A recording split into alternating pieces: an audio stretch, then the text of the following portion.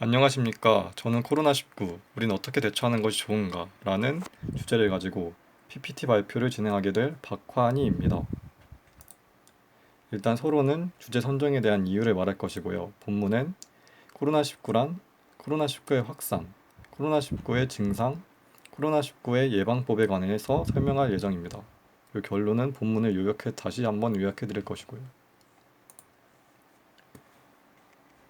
제가 이 코로나19, 우린 어떻게 대처하는 것이 좋은가에 대한 주제를 선정한 이유는 지금 이 코로나19라는 문제는 지금 현대 사회에서 가장 이슈화되고 있으며 코로나19가 퍼진 이래로 아직까지도 많은 확진자가 나오고 있기에 코로나19의 예방에 대해 다시 환기시켜 주기 위해 코로나19에 대해 어떻게 대처하는지에 대한 주제를 선정하게 되었습니다. 이제 본론으로 들어가서 코로나19는 코로나 바이러스 계열의 변종인 SARS-CoV-2에 의해 발병하는 급성호흡기 질환으로 2019년 12월부터 퍼져 지금까지 지속되고 있는 범유행 전염병이자 사람과 동물 모두 감염되는 인수공통 전염병입니다. 그 다음 세 번째 본론으로 코로나19의 확산에 대해서 얘기해 드릴 건데요. 이 코로나19는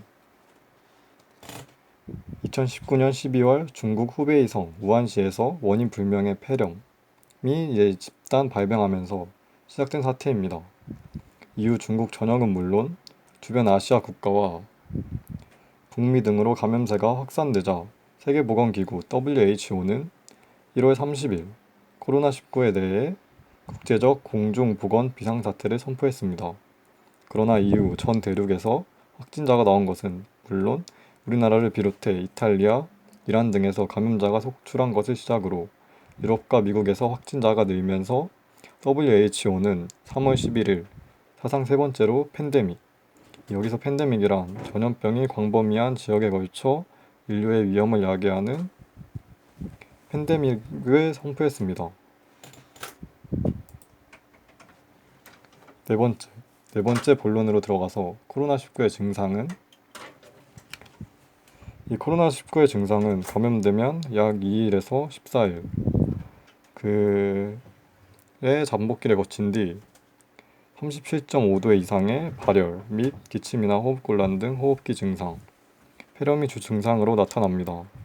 또 근육통과 피로감, 설사 증상이 나타나기도 하지만 드물게 무증상 감염 사례도 있습니다.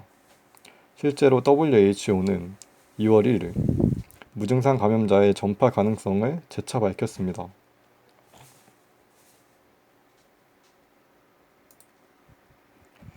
다섯 번째 본론, 코로나19 예방법에 관해 설명드리겠습니다.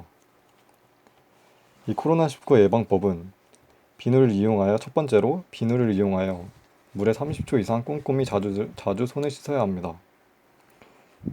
그리고 이제 평소 손 씻기를 생활화해야 하고 외출 후나 사람이 많이 모이는 장소를 다녀온 후에는 반드시 손을 씻어야 합니다. 두 번째로 기침 등 호흡기 증상이 있을 경우 반드시 기침 예절을 준수해야 합니다. 여기서 기침 예절은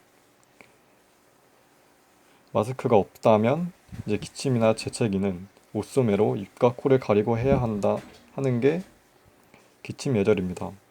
그리고 특히 의료기관 방문 시 마스크를 착용해야 합니다. 사람이 많이 모이는 장소 등을 방문 시 꼭 마스크를 착용해야 합니다. 세 번째로 눈과 코와 입을 만져서는 절대 안 됩니다.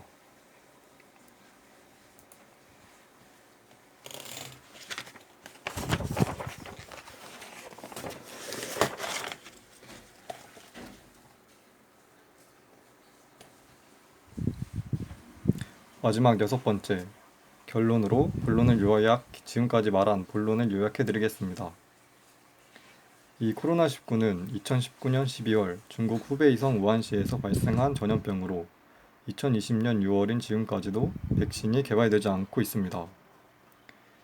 하지만 감염자는 점점 늘고 있는 추세입니다.